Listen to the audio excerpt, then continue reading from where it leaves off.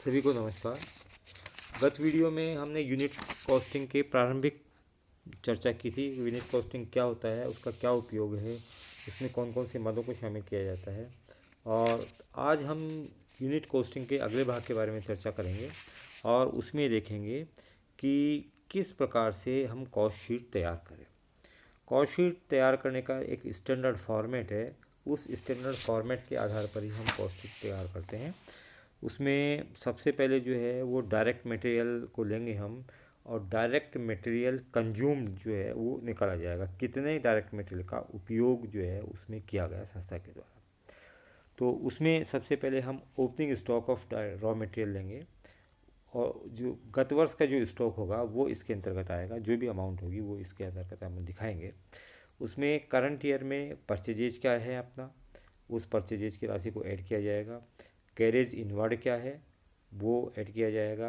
Custom duty और octroi यदि कोई है तो उसको हम ऐड करेंगे। डक चार्जेज यदि कोई है तो उसको ऐड करेंगे। फ्रेट इनवर्ड को ऐड करेंगे। पैकेजिंग मटेरियल है उसको भी ऐड किया जाएगा। ये सब ऐड करने के बाद उन सब का टोटल कर लेंगे, और इसके अंतर्गत जो है वो क्लोजिंग स्टॉक ऑफ मटेरियल है उसको लेस करेंगे हम। लेस करने के बाद जो अमाउंट आएगी वो हमारी डायरेक्ट मटेरियल कंज्यूम की राशि होगी। उसके बाद में डायरेक्ट वेजेस को ऐड करेंगे अपन, और उसके बाद में रॉयल्टी ऑन प्रोडक्शन यदि कोई है तो वो ऐड किया जाएगा। और अन्य कोई डायरेक्ट एक्सपेंसेज हैं उन सभी डायरेक्ट एक्सपेंसेज को भी जो है वो हम ऐड करेंगे।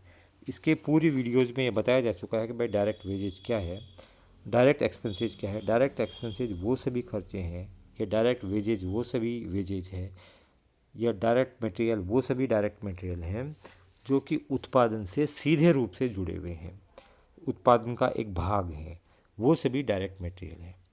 इसके इन सब को जोड़ने के बाद ये आ जाएगा हमारी प्राइम कॉस्ट। प्राइम कॉस्ट का यदि अर्थ अपन पुनः समझें तो prime cost direct material, direct expenses और डायरेक्ट वेजेज का योग जो है वो हमारी प्राइम कॉस्ट होगी। इसके बाद हम फैक्ट्री ओवरहेड लेंगे।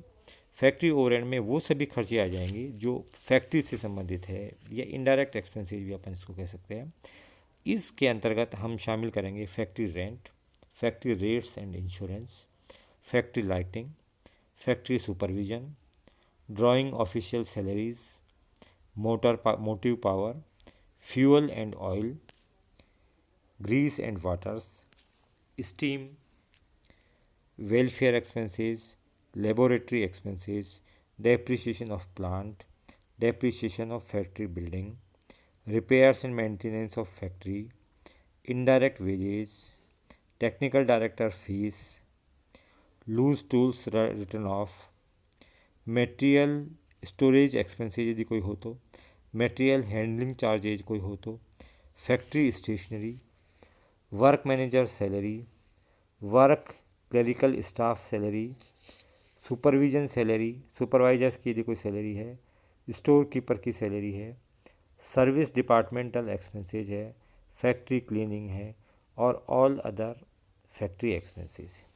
कहने का अर्थ ये है कि इसके अंतर्गत वो सभी व्यय शामिल किए जाएंगे जो फैक्ट्री से संबंधित है, जो हमारे कारखाने के से संबंधित है जो है, और कारखाने को संचालन करने के लिए उन व्ययों को आवश्यक है, उन सबको इसके अंतर्गत शामिल किया जाएगा।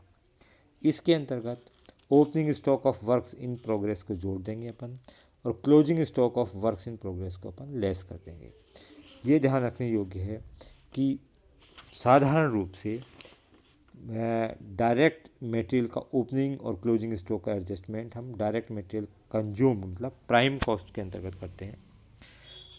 वर्क्स इन प्रोग्रेस का एडजस्टमेंट जो है वो हम फैक्ट्री ओवरहेड के अंतर्गत करते हैं, और फिनिश्ड गुड्स का एडजस्टमेंट हम ऑफिस ओवरहेड के बाद कॉस्ट ऑफ प्रोडक्शन में करते हैं। ये जोड़ने के बाद जो हमारी कॉस्ट आएगी वो हमारी फैक्ट्री कॉस्ट आएगी, या हम उसको वर्क्स कॉस्ट भी कहते हैं, वो अपन इसमें शामिल कर लेंगे। देन उसके बाद में ऑफिस ओवरहेड है, उसके अंतर्गत office rent and rates, staff salary, office lighting, office cleaning, printing and stationery, postage and telegram, office conveyance, depreciation of office building, all expenses of directors, depreciation of office equipments, office repairs, sundry expenses, general expenses, establishment expenses, legal expenses, audit fees, bank charges, total office overhead, ये सभी expenses वो सभी expenses हैं जो कि office से संबंधित हैं, ऑफिस को संचालन करने के लिए ज़रूरी है। ये सभी एक्सपेंसेज जो है वो ऑफिस के जो है वो संचालन के लिए आवश्यक हैं। इन सभी को हम ऑफिस ओवरहेड के अंतर्गत शामिल करेंगे और इनको सब हम वर्क्स कॉस्ट या फैक्ट्री कॉस्ट के अंतर्गत जोड़ देंगे। इनको जोड़ने के बाद जो खर्चा आएगा वो हमारा कॉस्ट ऑफ प्रोडक्शन कहेंगे, कॉस्ट ऑफ आउटपुट या कॉस्ट ऑफ प्रोडक्शन में शामिल किया जाएगा। इसके अंतर्गत opening stock of finished goods को ऐड कर देंगे और closing stock of finished goods को लेस कर देंगे, तो नेट अमाउंट आएगा वो cost of finished goods sold आएगा, मतलब बेचे गए माल जो है उसकी लागत आएगी।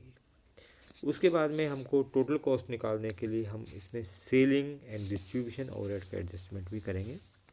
सेलिंग एंड डिस्ट्रीब्यूशन ओवरहेड है, उसमें एडवर्टीजमेंट है, शोरूम एक्सपेंसेज है, ट्रेवलिंग एक्सपेंसेज है, कमीशन ऑन सेल है, सेल्समैन सैलरी है, एक्सपेंसेज ऑफ मार्केटिंग रिसर्च है, बैड डेट्स है, कॉस्ट ऑफ टेंडर है, सैम्पल गिफ्ट्स है, इसको अपन शामिल करेंगे। इसके अलावा डिस्ट्रीब्यूशन एक्सपेंसेज हैं, उस डिस्ट्रीब्यूशन एक्सपेंसेज को अपन इसमें शामिल करते हैं। उसमें काउंटिंग हाउस सैलरी हो सकती है, सर्विस एक्सपेंसेज हो सकती है, पैकिंग एक्सपेंसेज हो सकती है, loading and carriage on sale हो सकता है, rent of warehouse of finished goods हो सकता है, insurance and light of warehouse हो सकता है, एक्सपेंसेज ऑफ डिलीवरी वैन हो सकता है, सैलरी ऑफ पैकेजिंग डिपार्टमेंट हो सकती है, कलेक्शन चार्जेज हो सकते हैं, कॉस्ट ऑफ कैटलॉग्स हो सकती हैं, कॉस्ट ऑफ मेलिंग लिटरेचर हो सकता है, ब्रांच से संबंधित कोई खर्चे हो सकते हैं जो कि सेल्स से संबंधित हैं, और अदर कोई डिस्ट्रीब्यूशन से संबंधित खर्चे हैं, कमीशन है, इस तरह के खर्चे जो डिस्ट्रीब्यूशन से रिलेटेड है उनको हम इसके अंतर्गत शामिल करेंगे। तो इन सब को शामिल करने के पश्चात, तो ये दोबारा मैं रिपीट कर दूँ, सबसे पहले प्राइम कॉस्ट आती है, उसमें फैक्ट्री ओवरहेड को ऐड किया जाता है। फैक्ट्री ओवरहेड को ऐड करने के बाद जो टोटल अमाउंट आएगा उसको हम कहेंगे वर्क्स कॉस्ट। उस वर्क्स कॉस्ट में हम ऑफिस ओवरहेड को ऐड करेंगे। वो ऑफिस ओवरहेड ऐड करने के बाद जो अमाउंट आएगी वो हमारे कॉस्ट ऑफ प्रोडक्शन होगा। उस कॉस्ट ऑफ प्रोडक्शन में हम सेलिंग एंड डिस्ट्रीब्यूशन एक्सपेंसेस को ऐड करेंगे। इसके बाद आएगी हमारी टोटल कॉस्ट या कॉस्ट ऑफ सेल्स। इस कॉस्ट ऑफ सेल्स में हम एक निश्चित प्रतिशत की दर से प्रॉफिट ऐड करेंगे और प्रॉफिट ऐड करने के बाद जो अमाउंट आएगी वो होगी हमारी सेल्स की राशि। तो ये एक कॉस्ट शीट का स्टैंडर्ड फॉर्मेट है।